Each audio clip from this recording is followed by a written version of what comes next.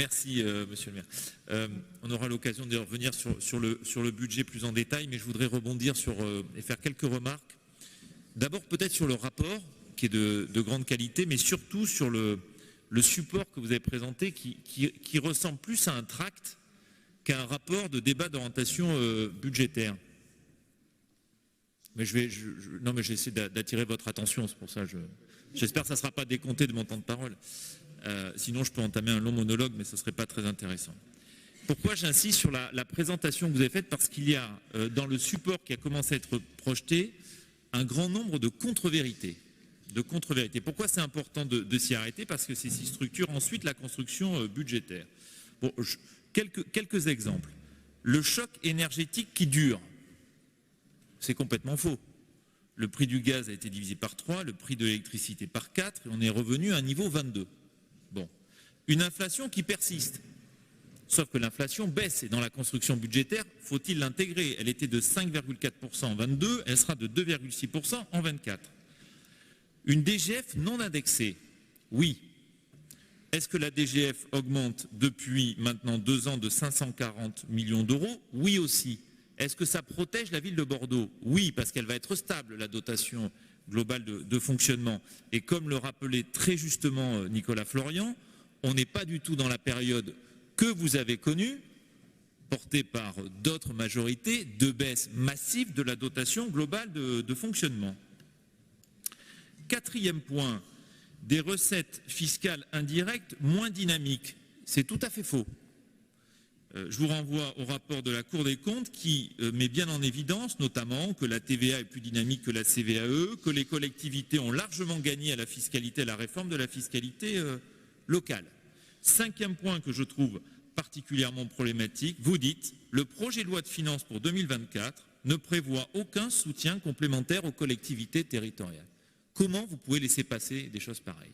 Je n'imagine pas d'ailleurs des fonctionnaires territoriaux oser écrire ce type de mensonge dans un document qui est pour moi, c'est pour ça que je dis, ce n'est pas le rapport, c'est un tract, 1,15 milliard d'euros de plus aux collectivités territoriales, dotation biodiversité 100 millions d'euros, le FCTVA plus de 250 millions d'euros, le fonds vert à 2,5 milliards d'euros, le fonds chaleur plus de 800 millions d'euros.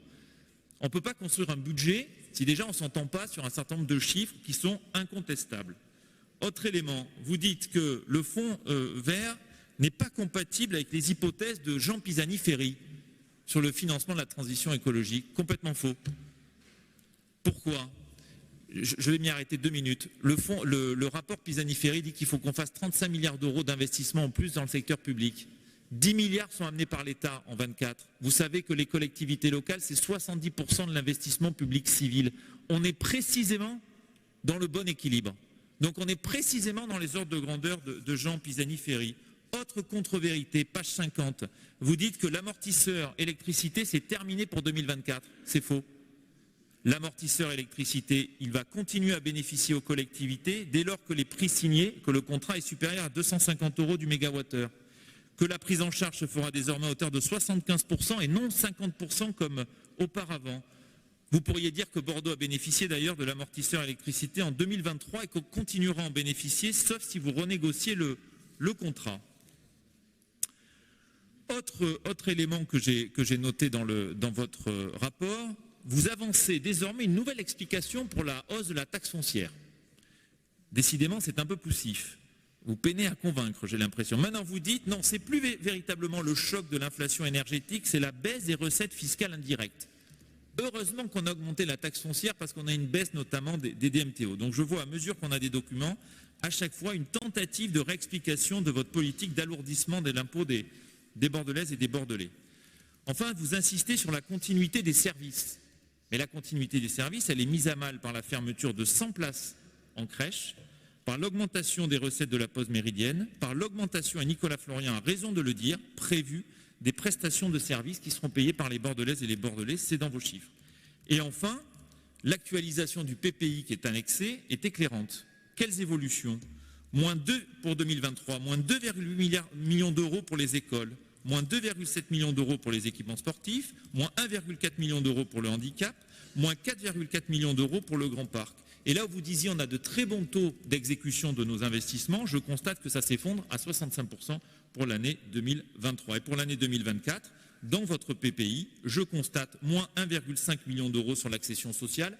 Et j'en termine, monsieur le maire, confère le débat que nous avions le mois dernier sur la politique du logement.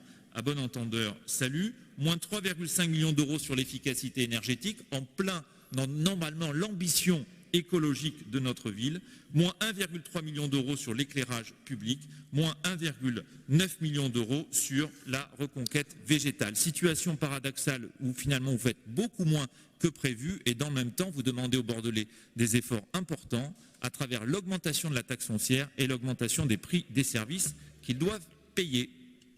Merci.